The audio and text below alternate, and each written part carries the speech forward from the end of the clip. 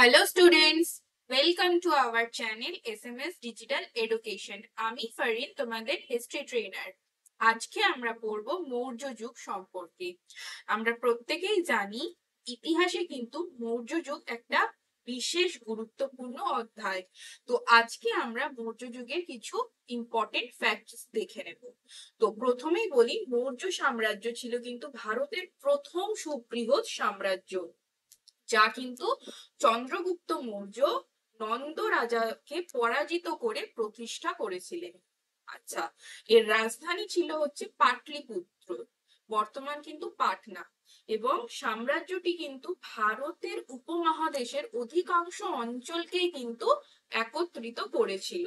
আচ্ছা, এই যুগের একটা গুরুত্ব ছিল, যে গুরুত্ব কি না, এখানেই কিন্তু সর্বপ্রথম শক্তিশালী প্রশাসন এবং সামরিক ক্ষমতা এবং সাংস্কৃতিক উত্থানের কিন্তু আমরা পরিচয় পেয়ে থাকি।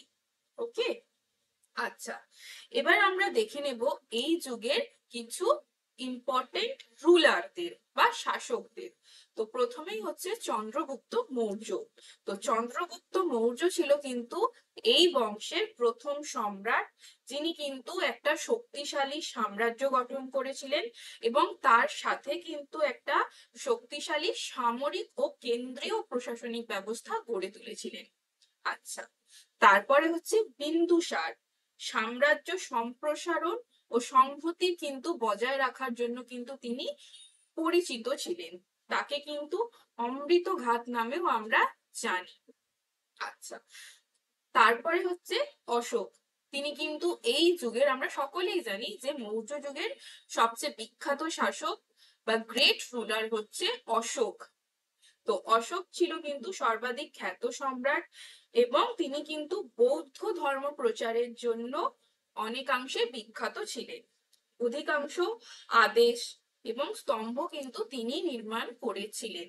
ওকে, আচ্ছা, এরপরে আমরা দেখে নেব মৌর্য যুগের শাসন ব্যবস্থা কেমন ছিল, তাদের সমাজ ব্যবস্থা কেমন ছিল, তাদের অর্থনীতি কেমন ছিল।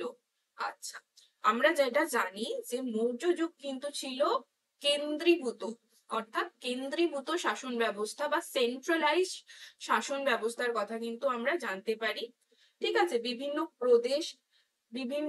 প্রদেশ কিন্তু বিভিন্ন শাসক দ্বারা কিন্তু শাসিত হতো। আচ্ছা, এদের অর্থনীতি কেমন ছিল? অর্থনীতি ছিল কিন্তু হচ্ছে কৃষি ভিত্তিক। বাণিজ্য যোগাযোগ ব্যবস্থাও ছিল, কিন্তু মেইনলি যেটা ছিল এগ্রিকালচার বা কৃষি অর্থনীতি।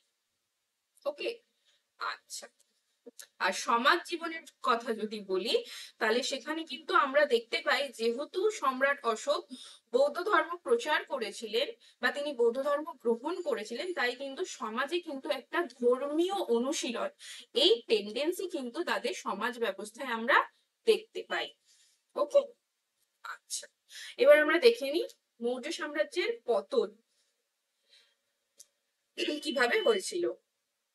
তো মৌর্য সাম্রাজ্য কিন্তু আমরা এক কথায় বলতে পারি যে ভবিষ্যতের প্রশাসনিক কাঠামো ও শাসন ব্যবস্থা গড়ে তোলার কিন্তু একটা ভিত্তি স্থাপন করেছিল। কিন্তু তা সত্ত্বেও কিন্তু বলা যায় যে অশোকের মৃত্যুর পর কিন্তু দুর্বল শাসকদের জন্যই কিন্তু এই যে মৌর্য যুগ, তার কিন্তু পতন ঘটে এবং 185 খ্রিস্টপূর্বাব্দে তা সম্পূর্ণভাবে নিঃশেষ হয়ে যায়। তো এটা ছিল আজকে আমাদের মৌর্য যুগ সম্পর্কে কিছু ইম্পর্টেন্ট ফ্যাক্ট। তো আমাদের এই ক্লাসটি যদি আপনাদের ভালো লেগে থাকে, অবশ্যই আমার এই চ্যানেলটিকে আপনারা লাইক, শেয়ার এবং সাবস্ক্রাইব করুন এবং পাশে থাকা বেল আইকনটি প্রেস করুন। Thank you.